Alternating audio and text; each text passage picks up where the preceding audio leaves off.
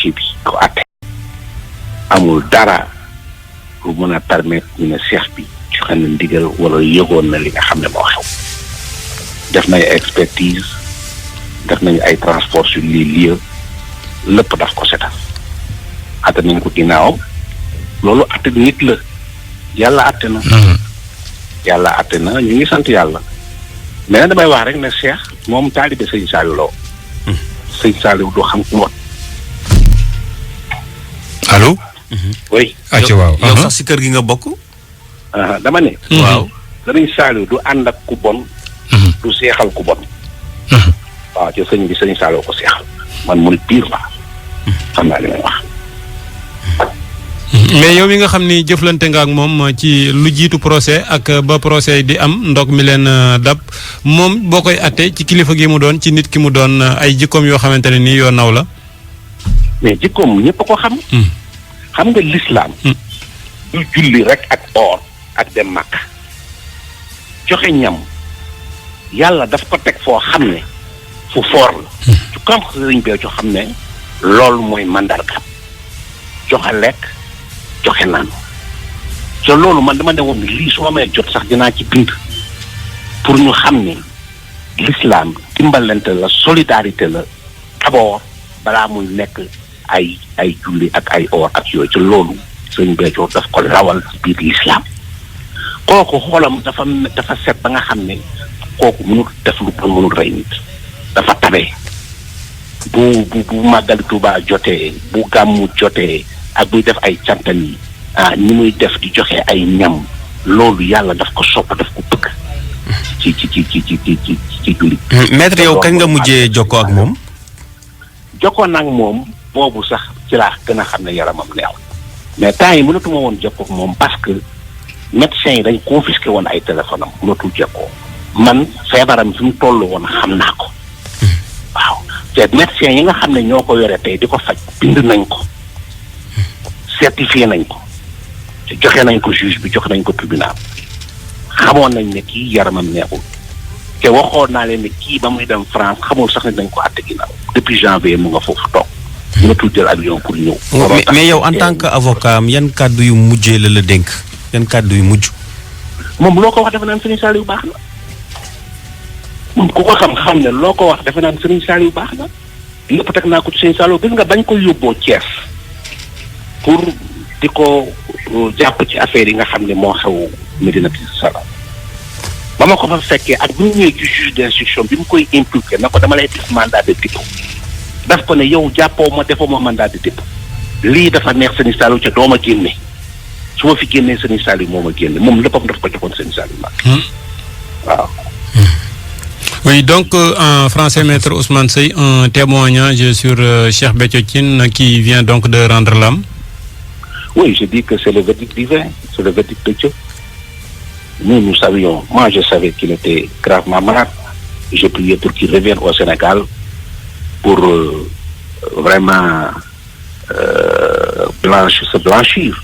Mais aujourd'hui, c'est Dieu qui l'a blanchi parce que sur le plan juridique aujourd'hui, il est parti innocent avec la présomption d'innocence. Et ça, c'est le jugement divin, c'est le jugement de Dieu. Quand je disais au tribunal que Cheikh Béthio Thine est parti, il n'a pas fui la justice de son pays. Il est malade. Certains ne m'ont pas cru. Il y a même des gens qui m'ont apostrophé dans la rue en me disant que oui, le Cheikh a fui la justice de son pays. C'était pas vrai. Et aujourd'hui, Dieu m'a donné raison. Dieu a tranché. Ça, c'est la justice divine qui est différente de la justice des hommes. Et quand est-ce que vous l'avez eu au téléphone pour la dernière fois? Je l'ai eu il y a un peu longtemps. Mais ces temps-ci, personne ne pouvait entrer en contact avec lui au téléphone parce que ce sont ces médecins qui ont confisqué ces téléphones. Ils l'empêchaient de communiquer parce que son état ne lui permettait pas de communiquer. Donc moi, je connaissais l'état de sa santé. J'étais en rapport avec des personnes qui me renseignaient sur son état de santé et je savais que son état de santé était grave. Et je l'ai dit ce matin à 13h dans une des télévisions de ce pays. Je lui ai dit que moi, moi je souhaite qu'il revienne au Sénégal quand même pour faire face à la justice et se disculper complètement. Parce que je disais que rien dans le dossier ne permettait de le condamner. On ne condamne pas sur la base de la rumeur.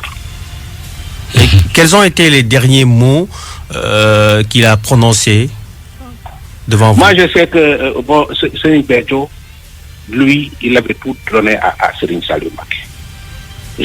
Il est cheikh. Il a été fait cheikh par Serigne Saliou Mbacké. Qui connaît Serigne Saliou Mbacké sait que Serigne Saliou Mbacké du caaxaan. Alors, je sais que avant de mourir, je n'étais pas là-bas, mais je sais que le dernier mot qu'il a prononcé, ça doit être le mot de Serigne Saliou Mbacké. Parce que le marabout, quand on était devant le juge, quand on l'inculpait pour complicité de meurtre, ce qu'il a dit au juge, et je prends à témoin le juge, il a dit au juge, c'est pas vous qui m'inculpez, c'est pas vous qui me mettez en prison, c'est Serigne Saliou qui l'a voulu.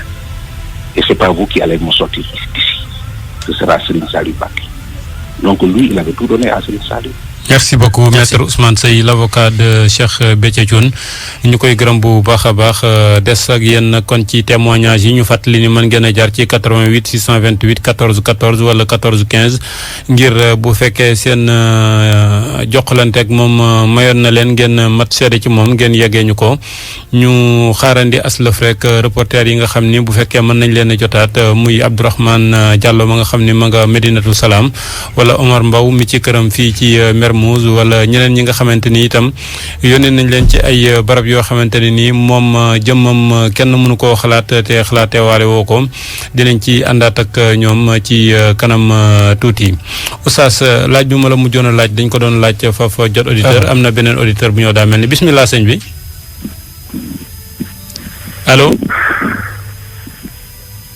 allo waaw kon kooku dafa mel ni ñëwagul. waaw ñëwagul wala teewluwul.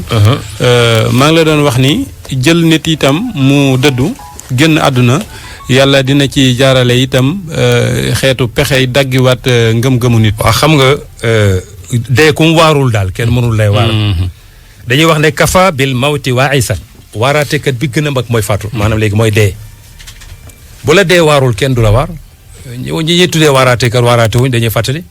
mais yàlla mooy waaraatekat bu mag bi ci lii mu def tey xam nga ak leneen jaar fi ak kilifa yi jàll ak yu kenn xamul ak yi muy def ci ñëw ci kanam. pour loolu wan la ne la yooyu mooy war a mën a waar nit ki pour nga mën a gën a mën a delluwaat ci sa borom xam ne kenn nekku fi ku dul yàlla. mooy ki dul faatu. allahu allazi laa ilaha illa huwa alxayu alqayumu ayatul kursi. ci faatu nga koy gën a mën a déggee. nga dellusiwaat ci ayatul kursi nga xam kan mooy sa borom. yii daal ku mu waaru daal sëñ bi. wax dëgg yàlla defe naa ne doomu aadama nga buy tëñax-tëñaxe rek ñu ñaanal la yàlla delloo si waat la nga gën a xam kan mooy sa borom. toujours yàlla wan ñu Abdourahmane mu ngi ci ligne bi. Abdourahmane. waaw yaa ngi jamono ji Medinatul Salaam.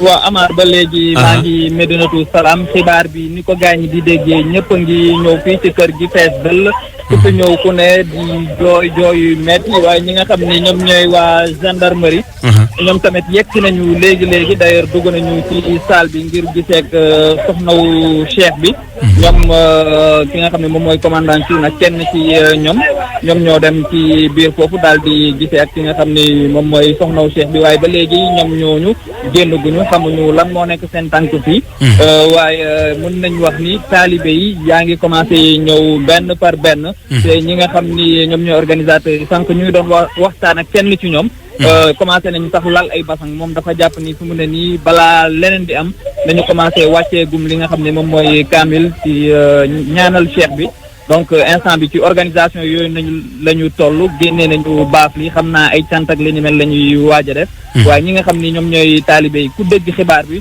mu ngi ñëw fii nga xam ni moom mooy fi nga xam ne moom mooy Madinatul Salaam waaye tamit di fàttali ni commandant wu gendarmerie bi ki nga xam ni moom mooy commandant Thioune yegg si na léegi ci bërëb bi fi mu ne nii nag mu ngi ci biir moom ak soxnawu cheikh bi xamuñu lan la ñuy waxtaan am d'ailleurs sax moment bi may wax ni kenn ci gendarme yi nga xam ne àndoon ak ñoom kooku jot naa génn xam naa bu ñu génnee rek ñu jéem a xool ba xam lan lañ koy jëlee waaw ñu jéem a xool ba xam lan lañ ko mën a am ba xam jaale rek la wala boog am na leneen li nga xam ne moo leen fi indi waaye lu ñu mën li am ba des mooy taalibe yaa ngi fii di ñëw te ñëpp a ngi mettit lu li ni mel jooyi metti na tamit doon na mbir mi nga xam ni ab tiis la fii ci Madinatu Salaam soo mënee am soxna yi après tamit lu baax lay doon waaw mën a xam waaw instant bi loolu la ñuy jëm xanaa dañu bëgg a xaar rek ba gendarme yi bu ñu génnee ci biir foofu. ngeen seet nu ngeen duggee waaw ñu jéem a xool ñi nga xam ne. xam naa dina xaw a xat nag dina xaw a xat tey. pour waaw gis du soxna ñàkk dina xaw a xat waaye balaa taalibe yi di yegg si. parce que fi mu ne nii mën nañu wax ni am na ñenn ci jëwriñ yi ba léegi yegseeguñu.